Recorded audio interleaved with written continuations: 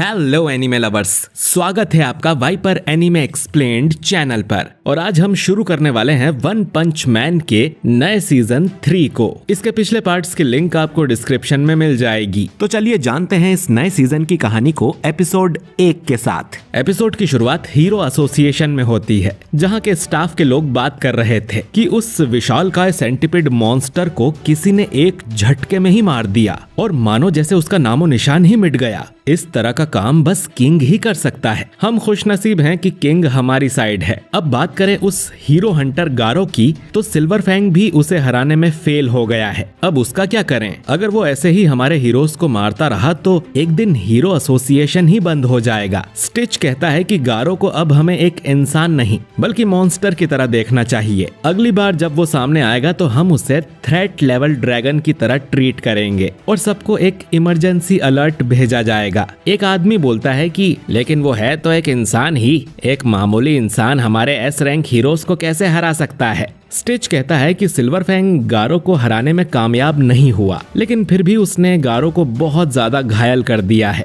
यानी कुछ समय तक वो हमें दिक्कत नहीं देगा, तो हम इसे अपनी जीत समझ सकते हैं। एक आदमी बोलता है कि ब्लास्ट को क्यों नहीं बुलाते, वो एस क्लास का रैंक 1 हीरो है। स्टिच उसे बताता है कि ब्लास्ट अपनी मर्जी का काम ही करता है, उसे ऑर्डर देना नामुमकिन है, उसे किसी की बात सुनना पसंद नहीं है। रजिस्ट्री में भी उसकी आइडेंटिटी के बारे में कुछ नहीं लिखा गया है, लेकिन हमें उस पर पूरा भरोसा है कि जब इंसानियत को सच में उसकी मदद चाहिए होगी तब वो जरूर आएगा। तभी नारिंकी यहाँ आ जाता है, जो कि हीरो एसोसिएशन को चलाने के लिए तगड़ा पैसा देता है और टॉप 3 स्पॉन्सर्स में से एक है। नारिंकी के बेटे को मॉन्स्टर ने किडनैप कर लिया है और 24 घंटे बीत गए हैं, लेकिन अब तक हीरो एसोसिएशन कुछ नहीं कर पाई है। तभी सेकिंगर नाम का एक आदमी बोलता है कि मैं आपसे वादा करता हूँ हम आपके बेटे को बचा लेंगे। वो जल्द ही एक रेस्क्यू मिशन शुरू करने वाला है। इसके बाद वो डार्क शाइन, पिग गॉड और तात्सुमाकी से मिलता है, लेकिन इन्हें ये नहीं पता कि मॉन्स्टर्स का ठिकाना कहाँ पर है। चाइल्ड एम्पेरर उनका अड्डा ढूंढने की कोशिश कर रहा है। तात्सुमाकी कहती है कि उनका अड्डा जरूर घोस्ट टाउन में ही कहीं होगा, तो मैं पूरा टाउन ही उड़ा दूंगी। सेकिंगर उसे मना करता है क्योंकि उन्हें बच्चे को भी बचाना है। तात्सुमाकी कहती है कि मॉन्स्टर्स जरूर मुझसे डर के छुप गए होंगे। सेकिंगर बताता है कि कल ड्राइव नाइट खुद ही छानबीन करने अकेले गया था। उसने हमारी बात नहीं सुनी और वो घोस्ट टाउन में चला गया। उसने आज तक कोई लड़ाई नहीं हारी, तो उसे खुद पर बहुत कॉन्फिडेंस था,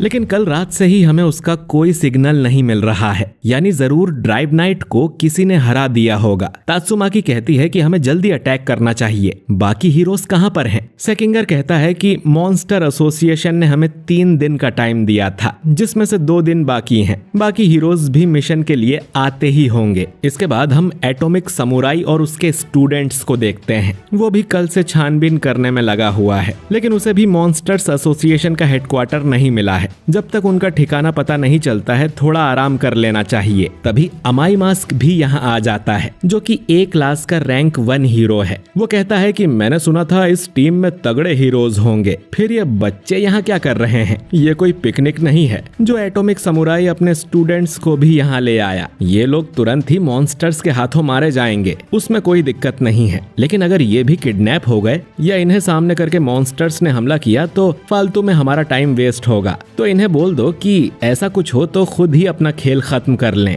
एटॉमिक समुराई पूछता है कि तुम भी इस मिशन का हिस्सा हो क्या? तो अमाई मास्क कहता है कि हाँ बिल्कुल, उन मॉन्स्टर्स की वजह से मेरा कॉन्सर्ट खराब हुआ है। समुराई कहता है कि मेरे स्टूडेंट्स काफी स्ट्रॉन्ग हैं, मैं उनसे कह दूंगा कि तुम्हें भी प्रोटेक्ट करें। अमाई मास्क बोलता है कि मुझे कम समझने की भूल मत करना, मैं ए क्लास में अपनी मर्जी से हूँ और जब चाहूँ एस क्लास में आ सकता हूँ। आसान शब्दों में कहूँ तो मैं तुमसे भी ज्यादा स्ट्रांग हूँ एटॉमिक समुराई। ये सब सुन समुराई बहुत गुस्सा हो जाता है, लेकिन वो किसी तरह खुद को शांत रखता है। दूसरी तरफ हम पूरी प्रिजनर को देखते हैं, जिसे इस हीरो मिशन में शामिल करने के लिए रिहा किया जा रहा था। पुलिस ऑफिसर कहता है कि एक बिल्ली जैसा मॉन्स्टर था जिसने हमारी जेल के कुछ कैदियों को मॉन्स्टर में बदल दिया था और उन्हें अपने साथ ले गया। जिन ऑफिसर्स ने उन्हें रोकने की कोशिश की उन्होंने अपनी जान गंवा दी। तुम एक हीरो हो ना, तो हमारे लिए लिए भी बदला जरूर लेना। पूरी प्रिजनर कहता है कि मैं उनसे हिसाब जरूर चुकता करूंगा, और ऐसा कहकर वो यहाँ से जाने लगता है। तभी एक कैदी आकर बोलता है कि उसने पूरी प्रिजनर के लिए एक स्वेटर बनाया है, जिसे लेकर पूरी प्रिजनर को बहुत अच्छा लगता है। इधर हीरो एसोसिएशन में चाइल्ड एम्पायर बाकी स्टाफ को बाहर जाने को बोलता है और फिर चुपके से मेटल नाइट को कॉल करता है। Metal night S class rank 4 hero है। वो मेटल नाइट से कहता है कि तुम्हें मॉन्स्टर हेडक्वार्टर्स के बारे में जरूर पता चल गया होगा, तो हमें बताते क्यों नहीं? हमारे पास ज्यादा टाइम नहीं है और वो उस बच्चे को मार देंगे। मेटल नाइट कहता है कि तुम्हें नहीं बताया तो सिर्फ वो बच्चा मरेगा, लेकिन अगर तुम्हें बता दिया तो तुम सब भी मारे जाओगे। चाइल्ड एम्पायर कहता है कि तो तुम भी इस मिशन को ज्वाइन क्यों नहीं कर लेते? तुम किस चीज से इतना डरे हुए हो? तुम्हारी मशीन बॉडी का क्या हुआ? अगर वो तबाह हो गई है तो ये काम किस मॉन्स्टर ने किया है? जिस पर मेटल नाइट कहता है कि मॉन्स्टर किंग ओरोची ने। उसने सिर्फ एक बार ही किया था और पूरा आर्मर तबाह कर दिया। उन्हें खतरा सिर्फ मॉन्स्टर से नहीं है, कई काली शक्तियां हैं जो दुनिया पर कब्जा करने की फिराक में हैं। जब इंसानियत थोड़ी कमजोर हो जाएगी तो वो सब एक साथ हमला करेंगे और सब कुछ छीन लेंगे। वो चाइल्ड एम्पायर से कहता है कि अपने आसपास किसी पर भरोसा मत करना, अपनी ताकत को बढ़ाओ और उसे सही समय के लिए बचा कर रखो। इतना कहकर वो कॉल कट कर देता है। इधर नारिंकी को हीरो एसोसिएशन पर भरोसा नहीं था और वो खुद अपने बेटे को बचाना चाहता था, तो वो अपनी ही एक प्राइवेट स्क्वाड को घोस्ट टाउन में जाने को बोलता है ताकि वो मॉन्स्टर से लड़के उसके बेटे को बचा लाएं। उसने इन सबको बैटल सूट्स पहनाए हुए थे, जिनसे इनकी पावर भी किसी हीरो जितनी हो जाएगी और ये लोग भी मॉन्स्टर्स को मार पाएंगे। अगर ये अपने मिशन में कामयाब होते हैं तो नारिंकी इन्हें मुंह मांगा इनाम देगा और इनकी आने वाली पीढ़ी भी आलीशान जिंदगी जिएगी। और ये लोग निकल पड़ते हैं। इसके बाद हम फुबुकी को देखते हैं, जो सैतामा के घर अर्जेंट मीटिंग के लिए जाती है। वो देखती है कि सैतामा और किंग तो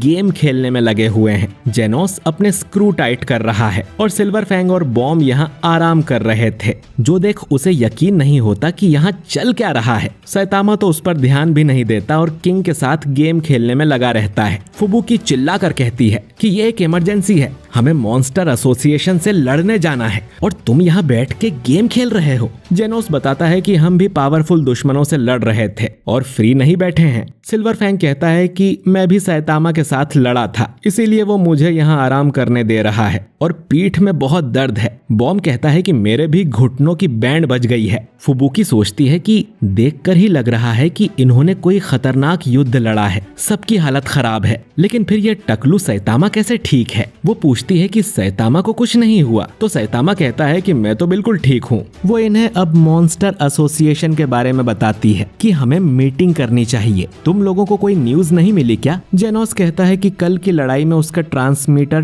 टूट गया था। बाकी लोग भी यही कहते हैं। फुबुकी बोलती है तो अब हमें क्या करना चाहिए? हीरोज और मॉन्स्टर के बीच युद्ध शुरू होने वाला है। जेनोस बोलता है कि मुझे तो पहले थोड़ा रिपेयर करवाना होगा। सिल्वर फैंग और बॉम्ब भी लड़ने की हालत में नहीं है और किंग भी बहाना मार देता है कि उसे कोई दूसरा काम है, यानी बस फुबुकी और सैतामा ही लड़ने की हालत में है। फुबुकी उसे कहती है कि हीरो एसोसिएशन ने टॉप हीरोज की कोई टीम बनाई होगी, लेकिन अगर हम भी कुछ करते हैं तो हमारी रैंक्स बढ़ जाएंगी। इस बार दुश्मन कोई एक मॉन्स्टर नहीं है, बल्कि वो सब आपस में मिल गए हैं और अपनी एक ऑर्गेनाइजेशन बना ली है और उनका कोई बॉस भी जरूर होगा। सिल्वर फैंग कहता है कि अगर गारो इस मॉन्स्टर ग्रुप के साथ जाके मिल गया तो मुश्किल की बात होगी। बॉम्ब कहता है कि गारो से अकेले लड़ने का मौका अब शायद ही हमें मिले और अगर उनके पास सेंटिपिड जितने और भी स्ट्रॉन्ग मॉन्स्टर हुए तो मैं तो हीरो वाला काम ही छोड़ दूंगा। किंग सैतामा से कहता है कि वो हीरो हंटर भी कल वाली लड़ाई में मौजूद था, पर तुम उससे मिल ही नहीं पाए। सैतामा कहता है कि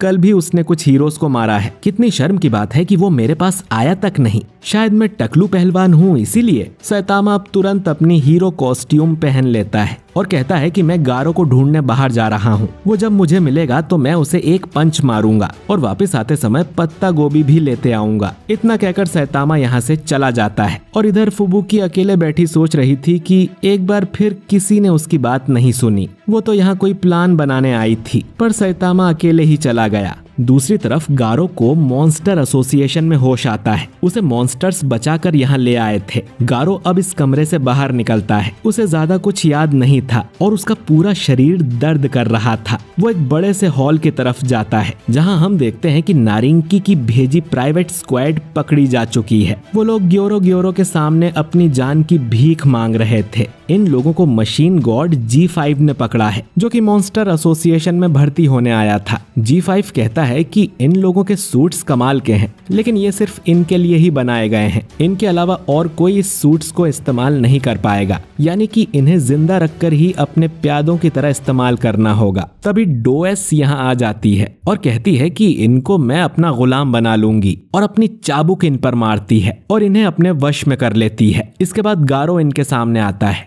और पूछता है कि तुम लोग मुझसे क्या चाहते हो। ग्योरो बोलता है कि अब उनके पास 30 से भी कम स्ट्रॉन्ग मॉन्स्टर्स बचे हैं। वैसे तो ये लोग अब भी हीरोज को हरा सकते हैं, लेकिन इन्हें एक लीडर और यूनिटी की जरूरत है, और वो चाहता है कि गारो भी इस जगह का लीडर बन जाए। उसे गारो के जैसे ही किसी एंटी हीरो आइडियोलॉजी वाले की तलाश थी। गारो यहाँ का मेंबर बनने को मान जाता है, लेकिन मॉन्स्टर किंग ओरिची की एक शर्त थी। गारो को साबित करना होगा कि वो सच में एक मॉन्स्टर बनने को तैयार है, और उसे एक दिन के अंदर किसी एक हीरो का सिर लाके देना होगा। गारो अब यहाँ से बाहर चला जाता है और ग्योरो उस पर नजर रखने के लिए 2 मॉन्स्टर्स, इंसेक्ट गॉड और किंग द रीपर को उसके पीछे लगा देता है। एपिसोड के आखिर में हम देखते हैं कि साउंडोसोनिक ने भी मॉन्स्टर एसोसिएशन को ज्वाइन कर लिया। उसे लग रहा था कि अब वो काफी स्ट्रॉन्ग हो गया है और सैतामा को वो जरूर हरा देगा, लेकिन असल में वो रात भर से बाथरूम में था और ज्यादा कुछ नहीं, बस उसका 2 किलो वजन कम हो गया है। और एपिसोड नंबर 1 यहीं पर एंड हो जाता है। तो दोस्तों, आपको ये एपिसोड कैसा लगा कमेंट करके जरूर बताइए। लोगों को डर था कि सीजन 3 का एनिमेशन कैसा होगा, और ये एपिसोड देखकर मैं कह सकता हूँ कि ज्यादा उम्मीदें मत लगाना,